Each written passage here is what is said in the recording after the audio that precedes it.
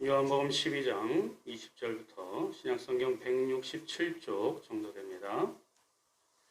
20절을 제가 읽고 다음 절 여러분들이 26절은 함께 한 목소리로 봉독하겠습니다. 명절에 예배하러 올라온 사람 중에 헬라인 몇이 있는데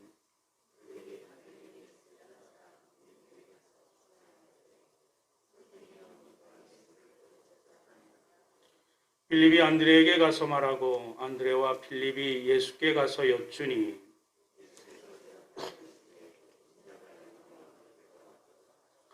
내가 진실로 진실로 너희에게 이르노니 한 알이 미리 땅에 떨어져 죽지 아니하면 한 알 그대로 있고 죽으면 많은 열매를 맺느니라.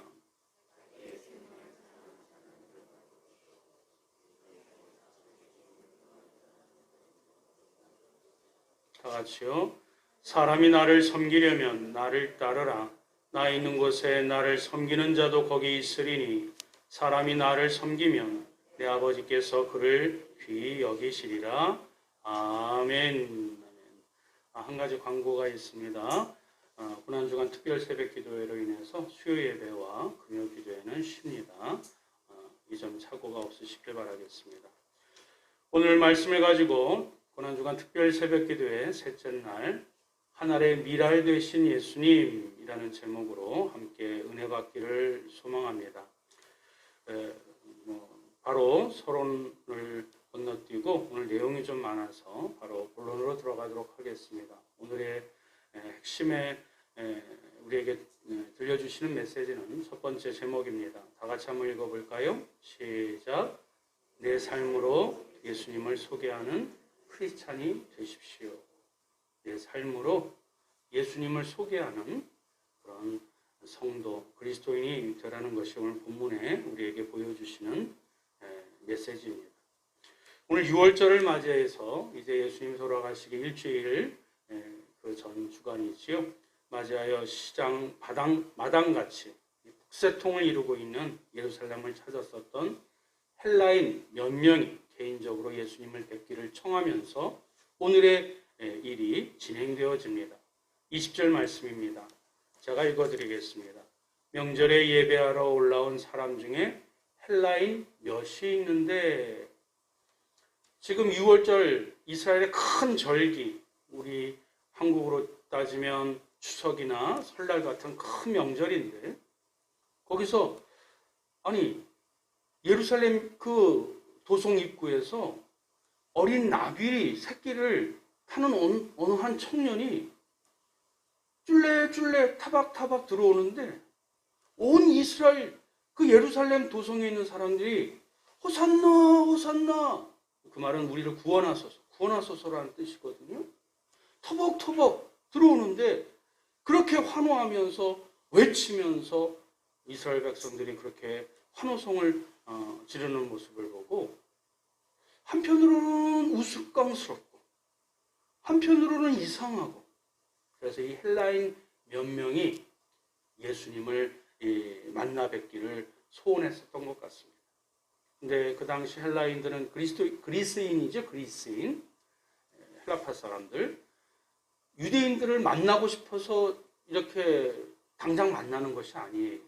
유대인들은 지금은 부유한 이스라엘 나라가 됐지만 그 당시만 해도 로마의 속국이었고 작은 땅덩어리에 그렇게 자랑할 것이 없는 그런 민족이거든요. 그럼에도 불구하고 자기네들이 제일 세상에 중국의 중화사상처럼 제일 잘났고 제일 하나님이 우리만 선택했기 때문에 이방인들을 잘 살고 유식하고 또 똑똑하고 잘난 그런 헬라인이라 할지라도 개처럼 취급하고 그리고 함부로 대했었던 그 시절에 헬라인이 유대인을 만나고 싶다고 해서 당장 만나는 것이 아니었어요.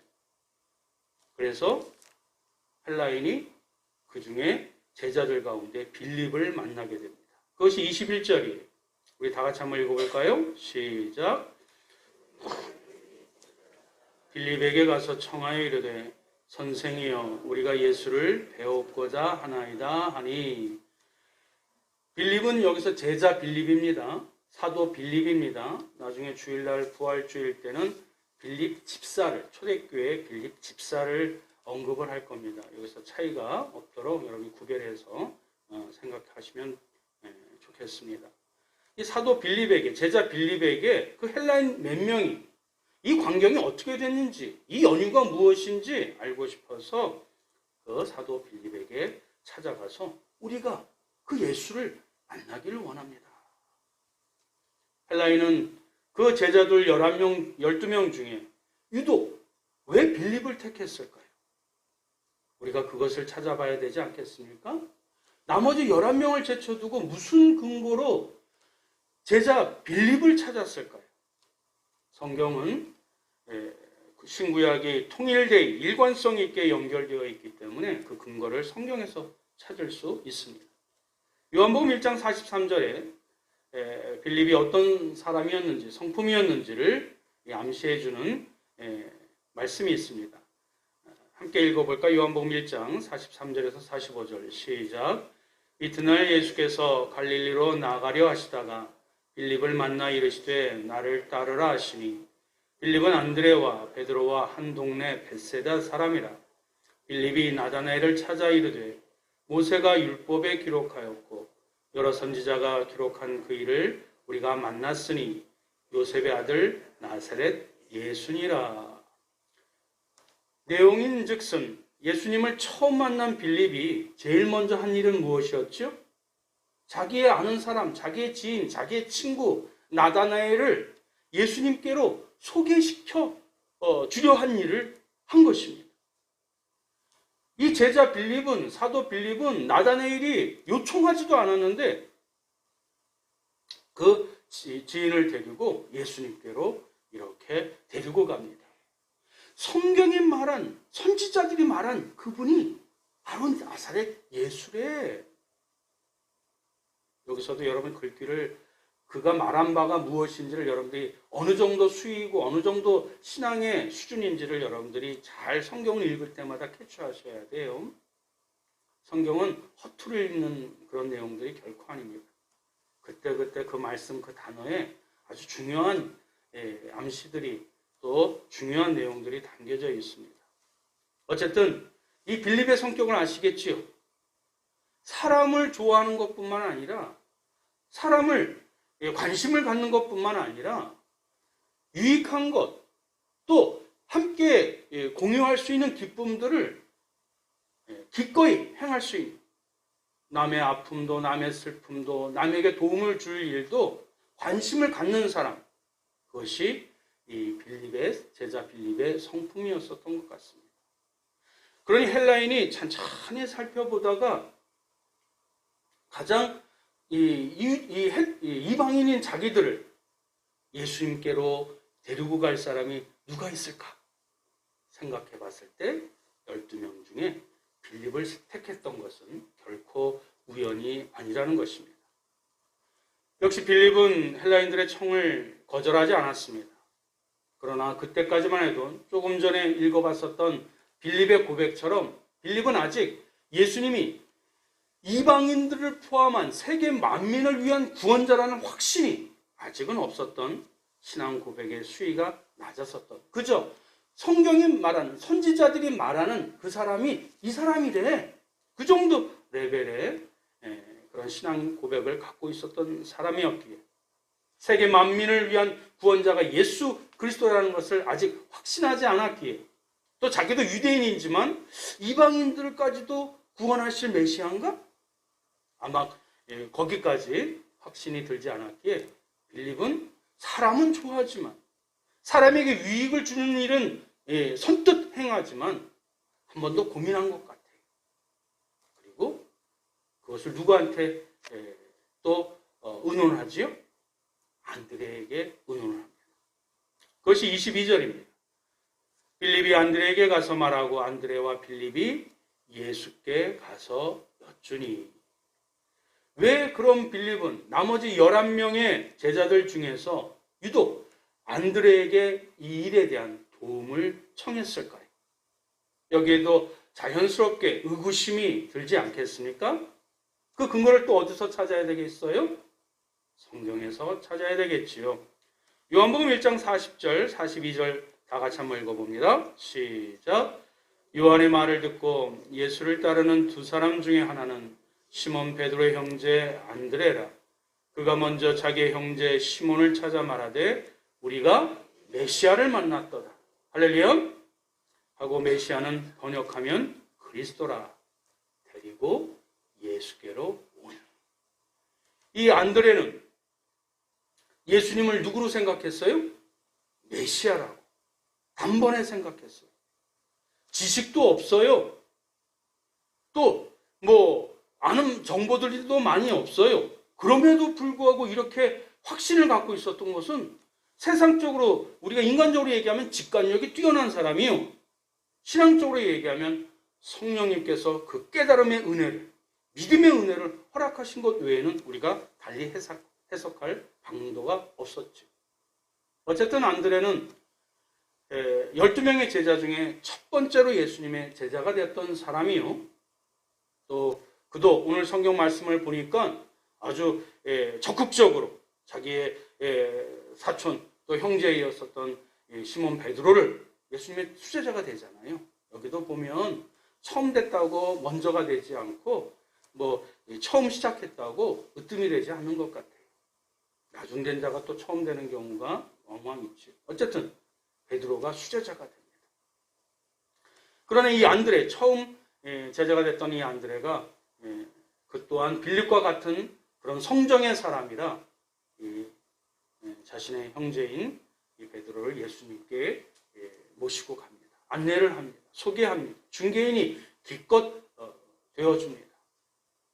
그리고 안드레는 어떤 확신이 있었어요? 예수는 그리스도라. 예수는 메시아라. 그런 분명한 확신을 가지고 예수님의 제자가 되었었던 사람입니다. 그러니 빌립이 볼 때 12명 그 당시의 제자들 가운데 안드레가 제일 메시아에 대한 확신이 뜨거웠고 열정이 있었기 때문에 빌립은 그 중개인이 되고 예수님께 소개하는 그 역할을 안드레에게 간청했었던 것 같습니다. 그러면 왜 빌립은 안드레에게 또 부탁을 했느냐? 똑같은 성정의 사람이었고 지금 힌트로는 그 안드레가 메시아에 대한 확신이 있었기에 안드레에게 부탁한 것을 우리는 알 수 있습니다. 그러나 안드레는 빌립과 또 다른 면이 있었습니다. 그것이 무엇이냐면 요한복음 6장 7절에서 9절 우리 한 번 더 읽겠습니다. 시작. 빌립이 대답하되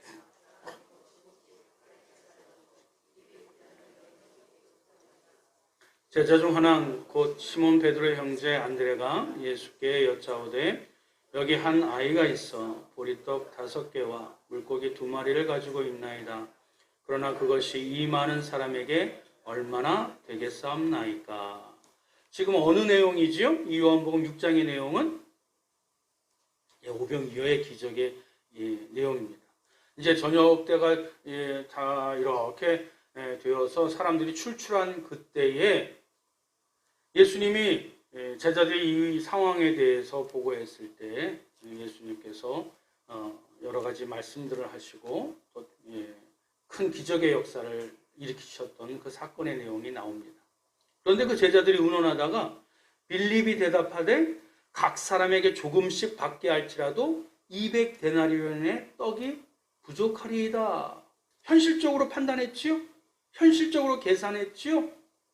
그래서 사람들에게 돈을 각출해서 함께 모은다 할지라도 200데나리온의 떡이 부족하니 어쩔 수 없습니다. 그리고 빌립은 그 상황에서 포기했어요. 그런데 제자 중 하나 곧 시몬 베드로의 형제 누가? 안드레가 이 상황에 대해서 예수님께서 지시하신 바를 찾아봐라 알아봐라고 했을 때 이 안드레는 터벅터벅 그 수많은 군중들 가운데 찾아가서 한 어린 소년이 갖고 있었던 5개의 보리떡과 2개의 물고기, 작은 물고기 있죠. 그 도시락을 갖고 있었던 아이의 손을 붙잡고 설득해서 예수님께로 데려옵니다. 그런데 이 안드레도 사실 그 마음속에는 뭐예요? 그러나 그것이 이 많은 사람에게 얼마나 되겠사옵니까?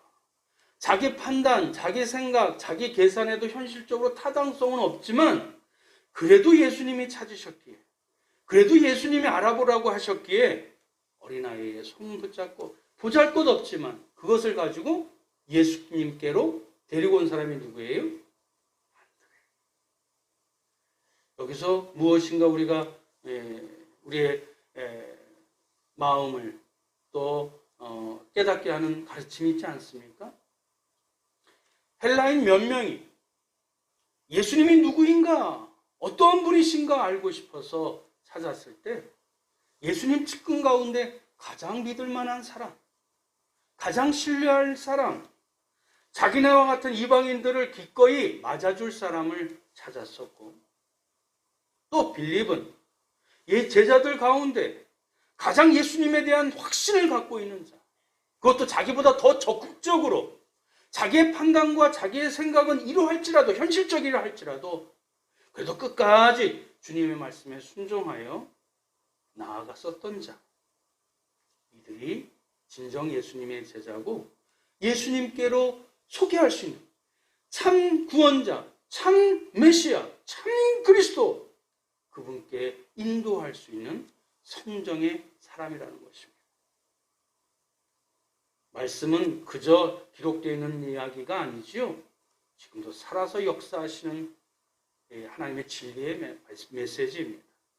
이 말씀을 여러분들이 우리의 양심을 건드리고 또 우리의 심령을 움직였다면 오늘 첫 번째 제목처럼 우리도 기꺼이 우리가 주님의 사람이라면, 그리스도인이라면, 크리스찬이라면 내 성품, 내 성정, 내 삶을 통해서 예수 그리스도를 기꺼이 소개할 수 있는 중개인, 소개인이 되시길 주님의 이름으로 축원드립니다. 두 번째 핵심의 메시지입니다. 두 번째 제목을 다 같이 한번 읽어봅니다. 시작. 씨를 뿌리되 밀알처럼 죽어야 많은 열매를 맺습니다. 우리가 깊이 깨달아야 될 귀한 진리의 내용이지요. 헬라인 몇 명이 예수님께 찾아갔었던 이유를 예수님이 왜 모르시겠어요? 첫 번째는 궁금증 때문에 나왔었겠고, 두 번째는 인생의 문제 때문에 나왔었겠고, 세 번째로는 이 삶에 대해서 어떻게 자기네들이 잘 살고 또 어떻게 해야 그들 말로 종교적 언어를 다 이해하지 못한다 할지라도 구원을 에 대한 의구심을 갖고 예수님을 찾지 않았겠습니까? 예수님은 다른 것 차치하지 아니하고 짧게 핵심의 말씀을 오늘 우리에게 말씀해 주셨습니다. 그것이 스스로 죽어지는 한 알의 밀알이 되어야 하나님께서 풍성한 열매를 맺게 해 주신다라는 유명하고도 핵심의 진리의 말씀을 그 헬라인들에게, 왜냐하면 시간이 없고, 왜냐하면 헬라인하고 자주 만날 기회도 없고, 복음 중에 핵심의 내용을 그들에게 말씀해 주셨습니다. 시간이 많지 않지만 그래도 우리가 간과해서는 안 될 귀한 내용이 담겨져 있기에 조금 제가 시간을 할애합니다.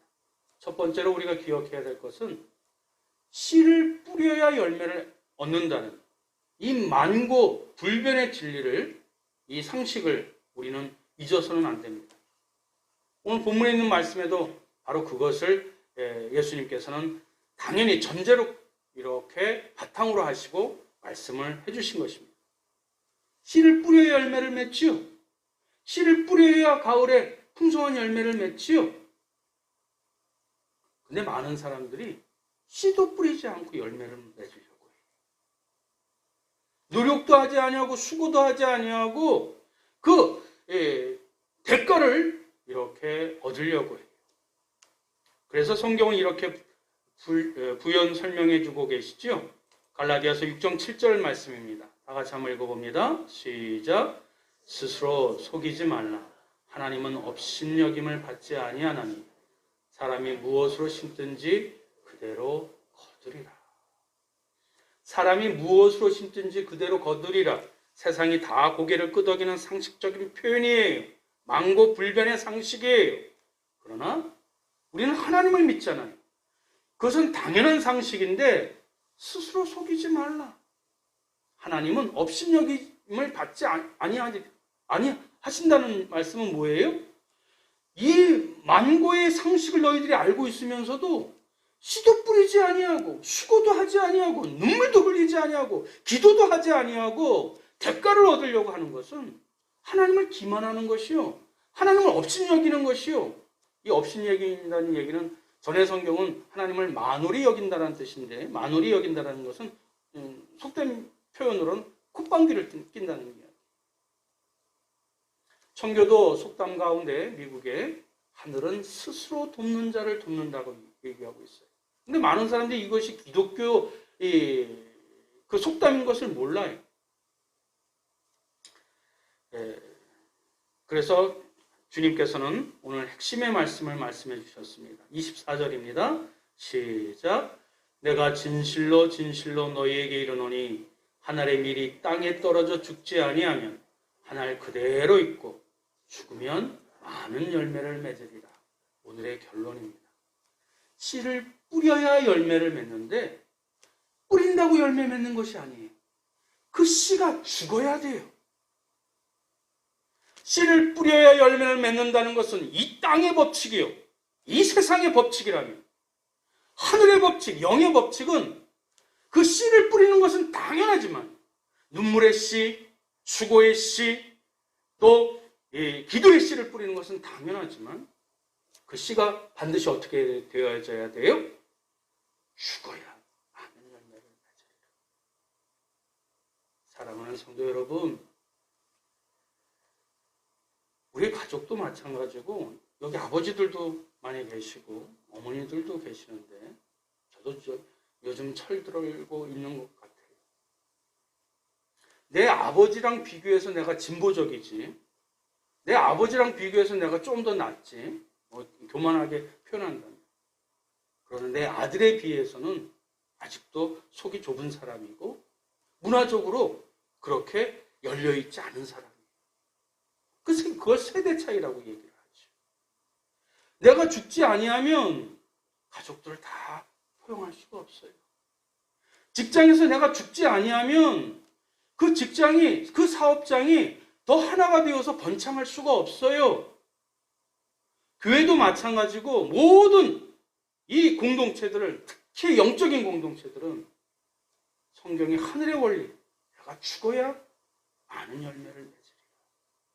예수 그리스도가 이 땅에 태어나신 이유는, 이 땅에 오신 이유는 그분이 죽어서 수많은 영혼들이 구원을 받고 오늘 2000년이 지난 이 시간에 지금 지구상에 있는 모든 교회에서 고난주간으로 이 새벽 미명에 그 고난을 깊이 생각하고 예수 그리스도의 말씀을 생각하고 주님을 따르는 이 부활의 놀라운 그 열매들이 지금 분명히 맺히고 있고 우리 가운데 있지 않습니까?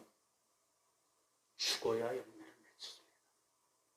여러분의 배우자에게 죽어야 더 사랑이 깊어집니다. 자식들에게 내 새끼 내가 마음대로 할 것 같지만 그게 그렇게 되던가요? 죽어야 자녀들이 성장합니다. 여러분의 직장 사업장도 마찬가지고 내 이름으로 걸은 이 사업장이라고, 내가 공무한 이런 교회라고, 천만의 말씀이 죽어야 많은 열매를 맺으리라. 그것이 예수님이 십자가의 길을 걸었었던 그 이유, 우리가 그 말씀을 받고 우리 삶 가운데 적용해야 될 귀한 교훈의 메시지가 여기에 담겨져 있습니다. 말씀을 맺겠습니다. 하늘의 미랄이 되신 예수님이 임하기만 하면, 하늘의 미랄이 되신 예수님이 거하시기만 하면 그곳은 어떤 곳이든 어떤 장소이든 영광의 순간으로, 공간으로 변하게 되었습니다. 어저께도 말씀드렸던 것처럼 예수님이 태어났었던 그 마을 구유통, 말 밥통, 얼마나 냄새하고 추적하고 더러운 곳이 그것이 생명의 부유가 되었고, 그렇죠? 생명을 잉태하는 요람이 되었습니다. 예수님이 거했었고 예수님이 생활했었던 갈릴리 땅, 그 당시에 저주받은 땅이었어요. 그러나 그 갈릴리 땅이 영광의 땅으로 변하게 되리라. 구약의 예언이 그대로 실천되어졌고, 지금도 수많은 순례자들이 그 갈릴리 땅에 신성한 땅을 밟으려고 그곳을 찾아갑니다. 잔인하고 혐오스러운 십자가, 가장 큰 고통의 저주받은 형틀이 십자가 아니겠어요? 손에 못을 박고 그 발목에 못을 박아서 십자가 형틀에서 피가 다 쏟아져서 말려 죽을 때까지 그 고통을 감내해야 될 그 십자가 형틀. 오늘날 수많은 지구상의 사람들이 가장 많이 화려하게, 가장 많이 보석류에 화려하게 치장하는 목걸이, 귀걸이, 거기에 뭐가 상징되어 있어요? 십자가. 제가 지금 보석을 논하고 물질을 논하는 건 아니지요. 가장 저주받은 상징의 십자가를 가장 영광스러운 상징으로 변화시킨 것, 바로 예수님이 하늘의 미랄이 되셨기 때문입니다. 전에도 말씀드렸지만 잘 먹고 잘 살려고 사람들은 인생의 목표를 두어요. 그럼 예수님이 오실 필요가 없지.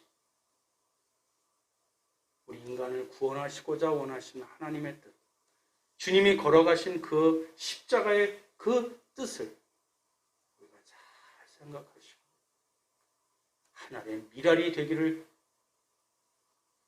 포기하지 아니하시는 주님의 백성들 되시길 축원드립니다. 우리 26절 마지막으로 읽고 함께 기도하겠습니다. 다 같이 읽겠습니다. 시작. 사람이 나를 섬기려면 나를 따르라. 나 있는 곳에 나를 섬기는 자도 거기 있으리니 사람이 나를 섬기면 내 아버지께서 그를 귀히 여기시리라. 여러분이 아무리 움켜쥐어도 하나님이 허락해 주셔야 여러분이 누릴 수 있는 것이에요.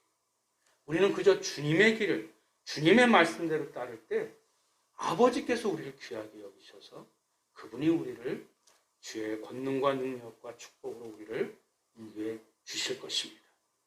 이 말씀을 붙잡고 하늘의 밀이 되시기를 주님의 이름으로 축원드립니다. 이제 오늘의 말씀을 가지고 여러분들의 반응을 기도로 드려야 될 결단의 시간입니다. 우리 기도 제목 두 가지 다 같이 함께 읽겠습니다. 시작. 내 인격과 삶으로 예수님을 소개하는 중개인이 되기를 원합니다. 성령님 도우소서. 진정으로 우리의 자녀들을 사랑한다면 그들을 위해 오늘 뿌려야 할 것이 무엇인지 분별하게 하시고 내 자아에 집착하지 않고 가족의 생명과 사랑과 화평의 열매를 위해 내가 죽여지게 하소서. 특별히 여러분의 자녀를 위해서 기도하는 시간 갖도록 하겠습니다. 우리 다 같이 주여 한번 힘차게 외치시고 기도 제목을 가지고 집중하여 함께 기도합니다. 주여! 사랑과 은혜가 충만하신 영원하님 아버지, 고난 주간을 통하여 주님이 걸어가신 그 십자가의 길을, 그 골고다의 길을 다시 한번 우리가 깊이 묵상하고 하나님 주님께서 우리에게 행하시고 말씀하여 주신 바를 깊이 생각하고 묵상하고자 원합니다. 오늘 말씀 가운데 빌립에 보였었던 것처럼, 안드레가 보여줬었던 것처럼 하나님 주님을 향하여, 주님이 나의 주님이시라면, 예수님이 나의 참된 구원자라는 것을 확신한다면 기꺼이 그분을 소개하고 그분을 안내하고 그분께로 손붙잡아 이끌고 갈 수 있는 용기와 지혜와 또 적극적인 성품과 무엇보다 주님을 사랑하는 마음으로, 사람을 하나님 불쌍히 여기고 사랑하는, 영혼을 사랑하는 마음으로 기꺼이 주님께로 인도할 수 있는 내 삶으로, 내 성품으로, 내가 갖고 있는 성정으로, 내가 갖고 있는 이 모든 것을 가지고 주님을 소개할 수 있는 기꺼이 주님의 안내자가 될 수 있도록 우리를 사용하여 주시고, 주여 그것을 통하여 주께 영광이 되고 주께 기쁨이 될 수 있는 그 크신 은총이 오늘 이 새벽에 하나님의 말씀을 받잡고 그대로 기도하는 믿음의 심령들 가운데 성령님이 도우셔서 하나님의 때를, 하나님의 적절한 그 하나님의 말씀과 구원의 메시지가 그 입에서 흘러나올 수 있도록 주여 인도하여 주시고, 우리의 경험과 우리의 하나님의 젠틀하고 나이스한 표현이 아니라 생명의 구원의 말씀이 그들의 심령을 울리고 그들의 마음밭에 뿌려져서 그곳에서 하나님의 구원의 싹이 날 수 있도록 우리를 기꺼이 주님의 도구로, 주님의 하나님이여 귀한 안내자로 사용하여 주시옵소서.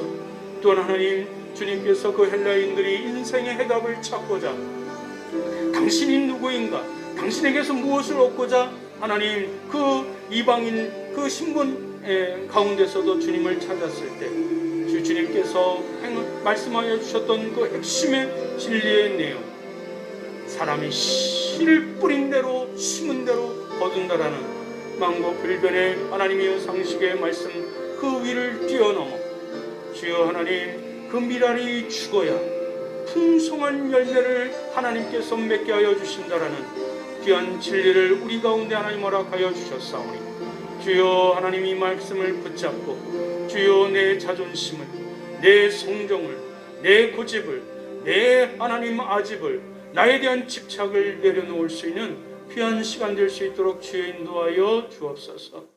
내 자식에 대한 소유욕을 하나님 이제 내려놓기를 원합니다.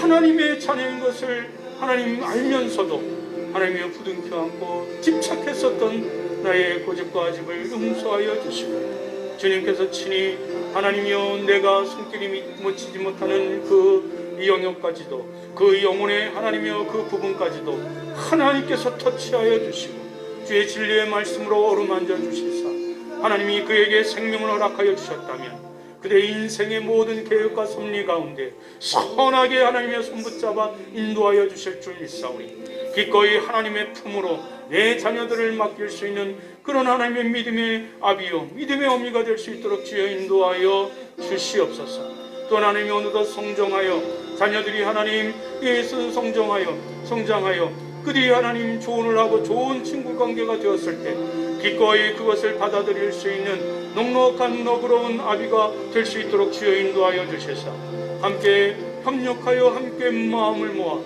주님의 말씀을 가지고 주께 영광을 올려드릴 수 있는 믿음의 가정, 믿음의 가족, 믿음의 가문 될 수 있도록 주여 인도하여 주시옵소서. 하나님 일이 되어야 썩어져 죽어야 풍성한 열매를 맺는 그것이 곧 예수 그리스도의 십자가 죽음인 것을 고난주간을 통하여 깊이 깨닫고 묵상하고 하나님의 그 삶이 얼마나 영광스러운 것인지 주님께서 책임져 주심을 깨닫고 나아갈 수 있는 이 아침 이 한 주간 되게 하나님 허락하여 주옵소서.